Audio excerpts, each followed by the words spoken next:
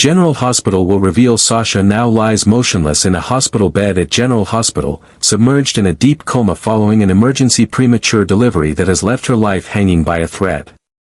The soft beeping of the heart monitor is the only sound in the room, a fragile signal that she is still alive, barely. The sterile lighting casts a pale hue over her still face, her body weakened, unmoving, and pale beneath the crisp white sheets. Doctors hover silently outside her room, unable to offer any certainty to those waiting. Her condition is critical, her brain activity minimal, and the medical team admits there are no guarantees she will ever wake up. Inside the room, Michael stands paralyzed with grief, clutching the tiny newborn baby girl that Sasha brought into the world too soon.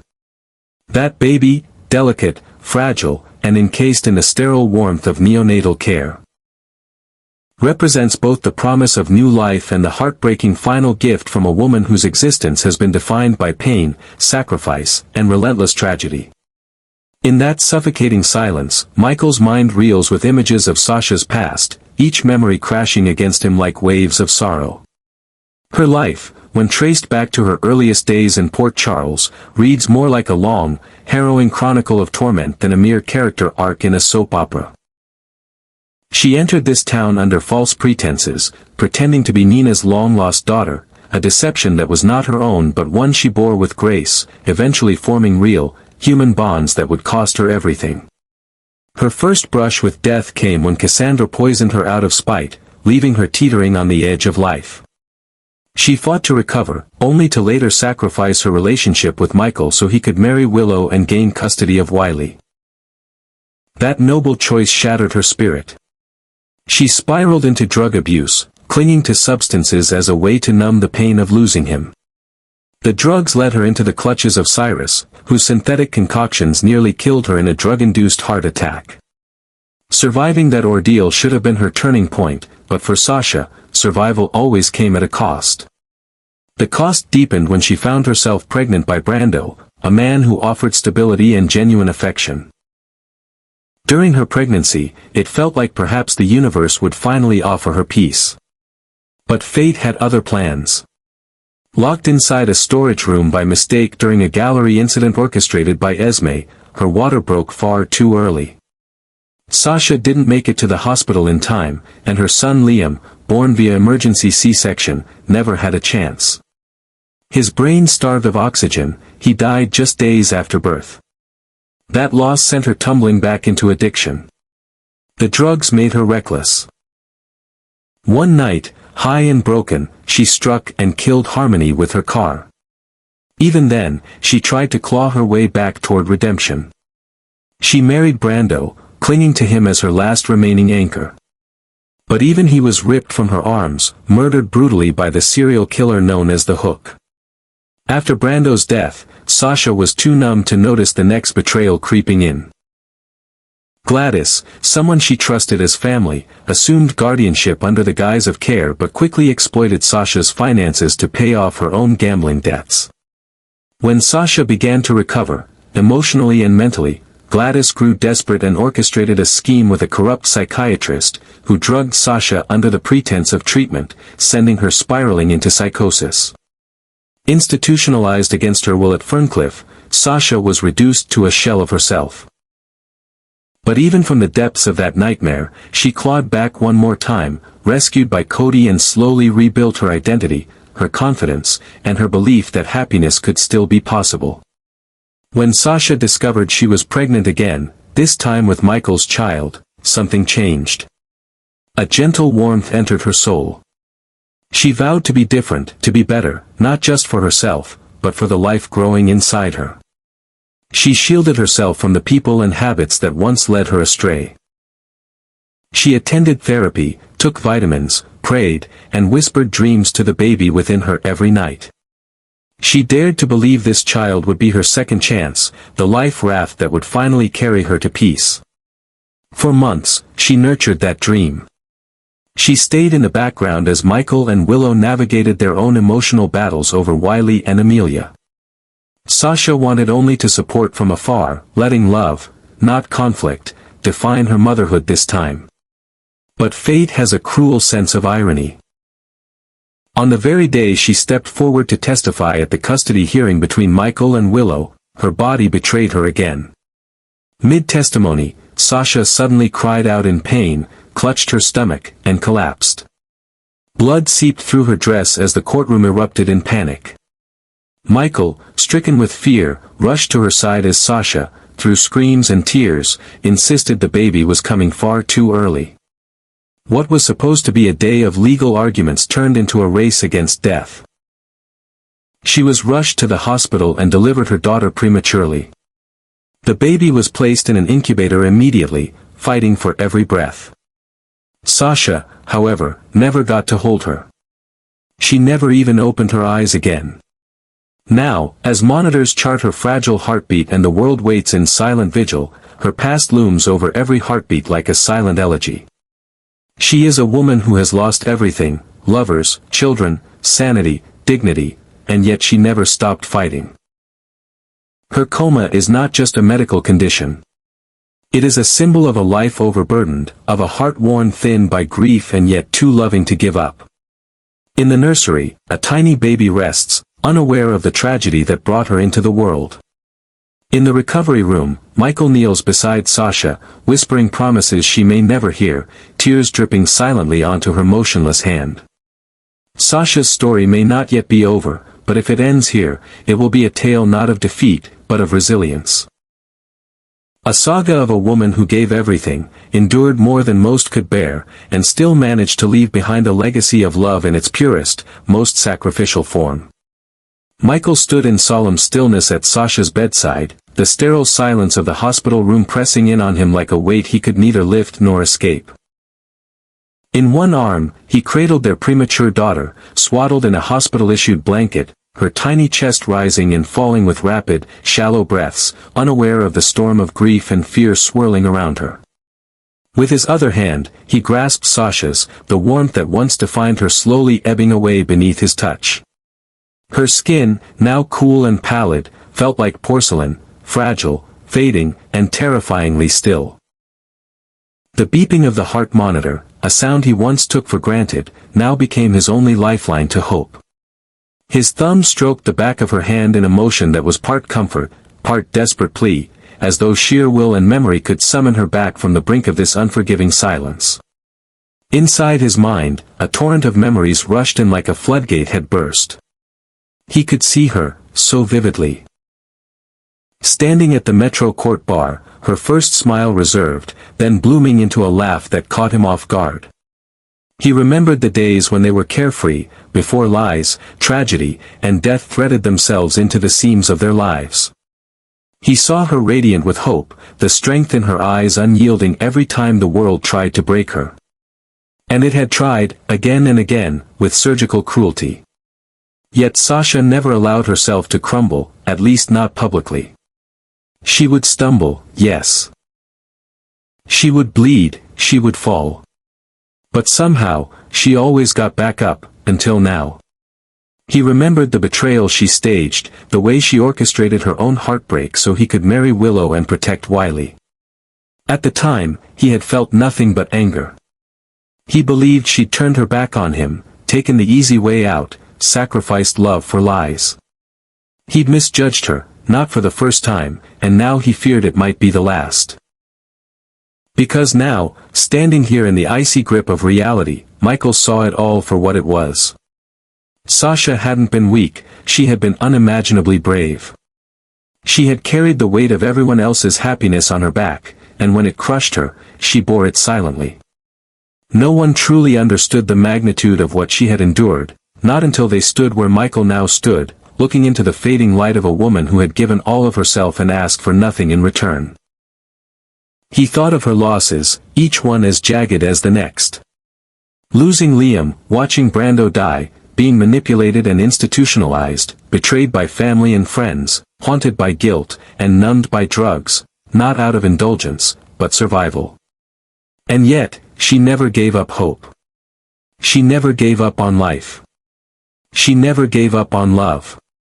Michael had once assumed that Sasha's quiet resilience was naivety, that her refusal to become bitter meant she hadn't suffered deeply enough. Now he understood that it was the exact opposite, her compassion wasn't born from ignorance, but from pain so profound that it had refined her, not destroyed her.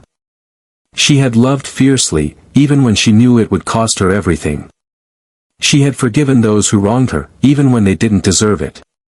She had believed in people like him, even when he had stopped believing in her. And now, this woman, this luminous, wounded, courageous soul, might be gone. She had given him a daughter, a child who would grow up without ever knowing the warmth of her mother's arms, the sound of her lullabies, the strength of her embrace. He couldn't comprehend the cruelty of it, that someone who had already been robbed of so much might now be robbed of her future too. That their daughter might grow up only knowing Sasha through stories and photographs, rather than the touch of her hand or the comfort of her voice. The thought tore something deep within him, a primal ache that no words could soothe. Michael leaned down and pressed a trembling kiss to Sasha's forehead, his lips lingering as if hoping to breathe life into her skin. He whispered her name under his breath, not out of ritual, but out of longing, a call into the void. His mind echoed with the things he never got to say. He wanted to tell her he was sorry for not understanding, for not standing by her when it mattered most. He wanted to thank her for every sacrifice, every ounce of love she poured into a life that had repaid her with sorrow. He wanted to beg her to fight one more time, not for him, not even for their child, but for herself, because she deserved to live, to be happy, to be whole. But Sasha didn't move. Her eyelids remained shut, her breaths shallow and mechanized. Machines hummed around them, indifferent to grief. Nurses passed by with solemn glances, avoiding eye contact, already preparing for the worst. And Michael remained frozen, father, lover, mourner, all in one broken body. As the hours passed and the weight of silence deepened, one thing became brutally clear to him: if Sasha never woke up, Port Charles would lose one of its most beautiful souls. And he would lose the only woman who had truly understood what it meant to love in spite of pain, to hope in spite of despair. A woman whose story deserved so much more than this tragic chapter, yet whose final act might forever be the child she left behind, the innocent legacy of a love that refused to die, even when the body did. Port Charles had always been a city of paradoxes, where miracles happened in the same hallways that carried grief, where life and death coexisted behind swinging double doors, and where hope often teetered on the edge of despair. But for Sasha, this city was more than just a backdrop to her story. It was a battlefield that had delivered some of the cruelest blows life could offer. It was here that she endured the kind of suffering that would have broken lesser souls: illness, betrayal, the death of a child, the loss of love, the unraveling of sanity, and the violation of trust by those closest to her. Port Charles was relentless in what it demanded from her heart, her body, her soul. And yet, it was also here, in the dim corners of the hospital's psychiatric wing, in the quiet strength of a friend's hand, in the final ounce of fight she summoned from within herself, that Sasha found the courage to rise, slowly, painfully, but resolutely.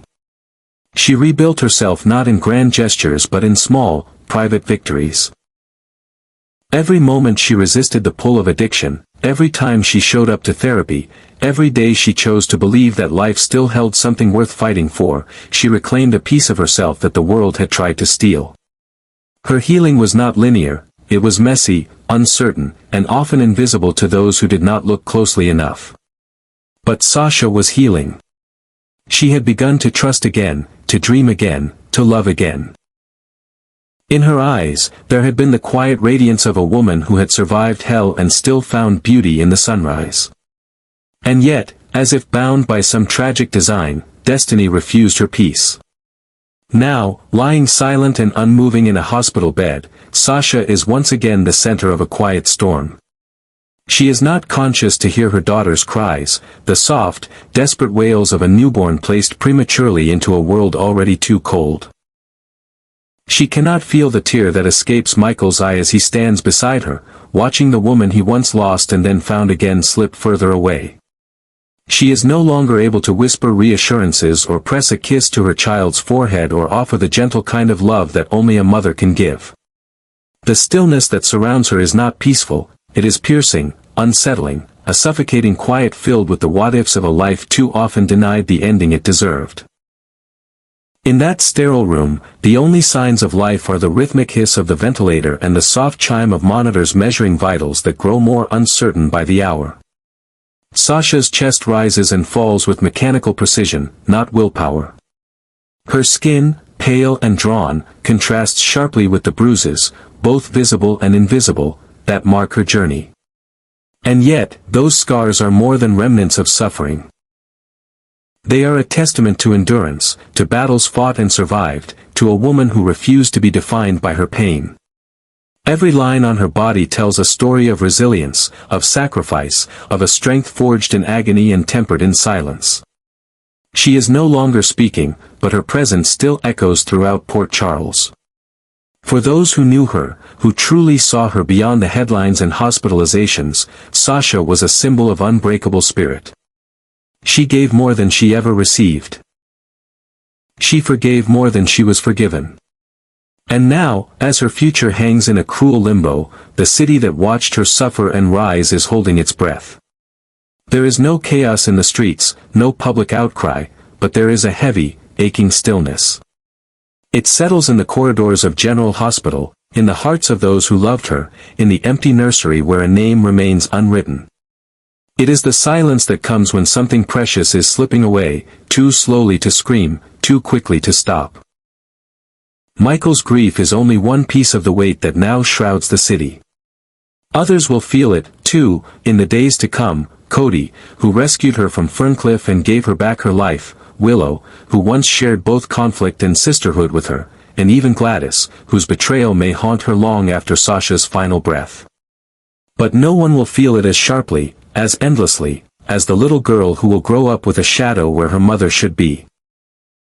A child who may inherit her mother's strength but never her embrace, who may be told stories of the fire in Sasha's eyes, the gentleness in her voice, but never get to see or hear it for herself. Port Charles is not a stranger to tragedy. It has seen ships sink, explosions shake its walls, and villains rise and fall with bloodied hands. But the potential loss of Sasha is different. It is not sensational, it is quietly devastating. It is the slow dimming of a light that once burned so brightly despite the darkness that threatened to consume it. It is the fading of a melody that was never allowed to reach its crescendo. And as the days stretch on and the machines continue to do the breathing Sasha no longer can, the city mourns, not just for what has happened, but for what never will. Sasha's body may be still, but her legacy is not. She was a fighter, a survivor, a mother. She carried her pain like armor and her love like an open wound. And now, as the summer sun casts long shadows across the windows of the hospital, Port Charles stands witness to the cruelest irony of all, that the woman who once brought spring into the hearts of those around her lies motionless, suspended between life and death, in the harshest season of her life. If she never wakes again, it will not be a defeat. It will be the final, silent act of a woman who gave everything. And then gave even more.